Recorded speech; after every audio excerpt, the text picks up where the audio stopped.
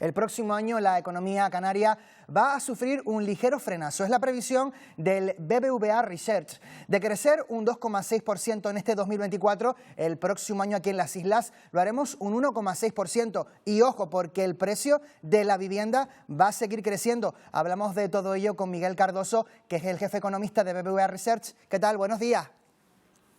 ¿Qué tal? Muy buenos días. Bueno, ¿han advertido ustedes de que cara al próximo año aquí en las islas va a haber un cierto frenazo en la economía por los límites de crecimiento del turismo? ¿Cuáles son esos límites que nos van a frenar?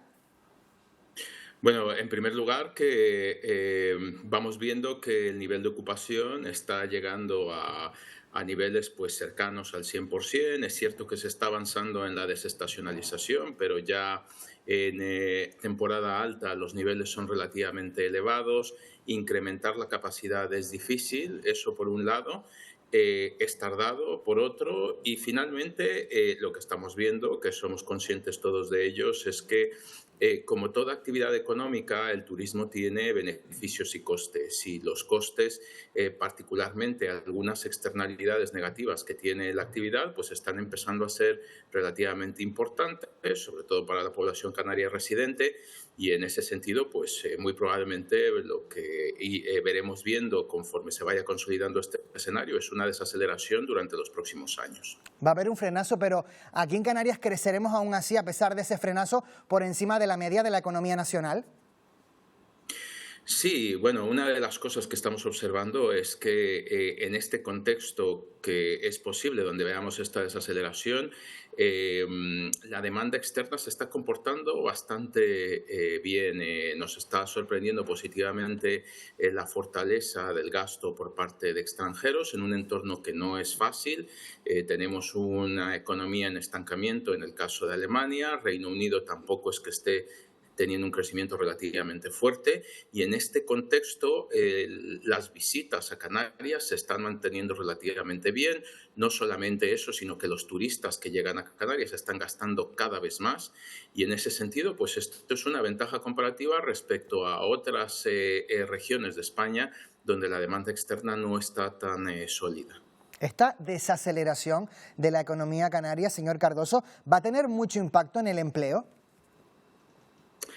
Bueno, este es otro de los puntos que hay que tomar en cuenta en términos de restricciones de capacidad, ¿no? Las islas, pues llegar a las islas es difícil, el coste de la vivienda se está volviendo relativamente elevado y por lo tanto esto impide el crecimiento del empleo. Junto con el envejecimiento poblacional, pues las restricciones están ahí.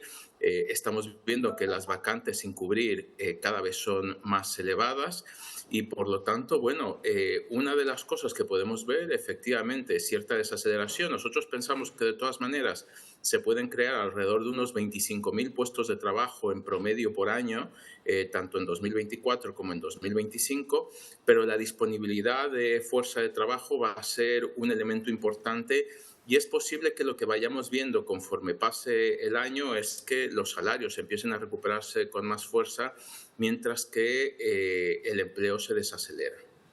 Han dicho ustedes que se necesita un empuje importante por parte del Gobierno para impulsar medidas que ayuden a reducir la tasa de paro, a mejorar la capacidad adquisitiva de los canarios y de las canarias. ¿Cómo qué medidas? Bueno, en primer lugar, pues la vivienda va a ser un cuello de botella importante.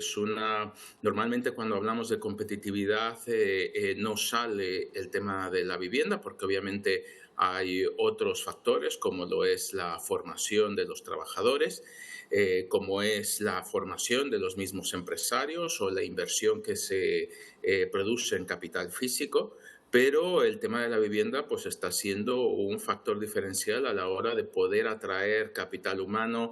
Va a ser un factor diferencial si se quiere, por ejemplo, diversificar el modelo de crecimiento, si se quiere atraer otro tipo de servicios a la isla. Entonces es muy importante que se identifiquen los cuellos de botella en el desarrollo de suelo urbanizable, en el desarrollo de vivienda, que las administraciones públicas contribuyan a reducir el coste de incrementar la oferta de vivienda, que se involucren más en el desarrollo de vivienda pública en alquiler, por ejemplo.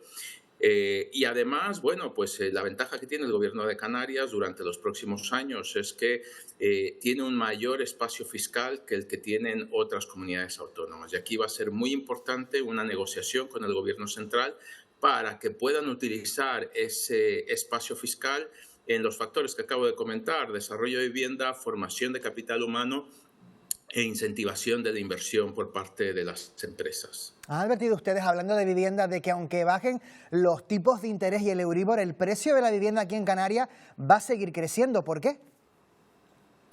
Bueno, pues porque no se construye vivienda. Básicamente estamos en los mismos niveles de visados de obra nueva que estábamos en 2019. El fuerte aumento en la demanda, en las ventas de vivienda, no ha venido seguido de una respuesta por parte de la oferta. Como ya les digo, hay restricciones importantes, no solamente que tienen que ver con la burocracia dentro del sector. Hubo una respuesta después de la crisis financiera global para tratar de restringir la oferta de vivienda y tenemos que cambiar un poco la forma en la que se hacen las cosas. En la medida en que no se incremente la oferta, lo que estamos viendo es que en un entorno donde ya el precio del alquiler ha subido mucho y conforme los hogares vean que los tipos de interés llegan a un techo y empiezan a bajar, lo que van a transitar hacia un escenario donde se va a volver más atractiva la compra que el alquiler. Vamos a tener a mucha más gente compitiendo por el mismo saldo de vivienda en el mercado, y en la medida en que no veamos incrementos en la oferta, toda esa presión se va a redirigir hacia los precios. ¿Y esto cuánto tiempo podría durar? Bueno, es que ya ahora mismo sabemos las casas que van a llegar al mercado durante el próximo año y medio, 2 años, y no son muchas. Entonces, por eso es tan urgente que nos pongamos a trabajar ya en todo esto. Es un drama social, como ya les digo. Esto es un tema también de competitividad de la economía, y el problema es que durante los próximos 2 años pues no veremos una solución importante, y si no nos podemos a trabajar ahora, ni siquiera en los próximos 2 a 4 años. Entonces es algo que se tiene que adoptar de manera urgente. Y una última cuestión: la mayoría de expertos y expertas dan por hecho casi que el próximo mes de junio el Banco Central Europeo va a bajar los tipos de interés. Le pregunto si usted comparte esa previsión, y en el caso de que sea así, ¿cuándo lo empezaremos a notar y dónde lo notaremos primero en los bolsillos? Bueno, como esto se va dando poco a poco, el Banco Central Europeo ha ido anunciando su intención de primero mantener los tipos y después de reducirlos. Ya el Euribor 12 meses ha mostrado una disminución. Si ven, por ejemplo, los datos, en septiembre pasado el Euribor 12 meses llegó al 4,2, hoy en día está en el 3,7. En la medida en que se vaya consolidando esta caída de la inflación que mencionaban ustedes hace unos minutos, que se está produciendo en el conjunto de Europa, en la medida en que el Banco Central Europeo vea que la inflación está contenida, es muy probable que estas disminuciones de tipos de interés continúen durante la segunda parte del año, sobre todo si seguimos viendo la debilidad de la actividad en Alemania y en el conjunto de Europa. Y esto nos debería llevar, por ejemplo, a niveles hacia fin de año, pues alrededor del 3% en el Euribor 12 meses, y posiblemente el siguiente año alrededor del 2,5%. ¿Cuándo lo notaremos? Pues todo dependerá de cuándo se actualicen las hipotecas, pero mucha gente ya está empezando a ver estabilización en esos pagos o incluso disminución. Pues Miguel Cardoso, economista jefe en BBVA Research, muchísimas gracias por habernos acompañado esta mañana. Un saludo, muy buenos días. Muchas gracias a ustedes.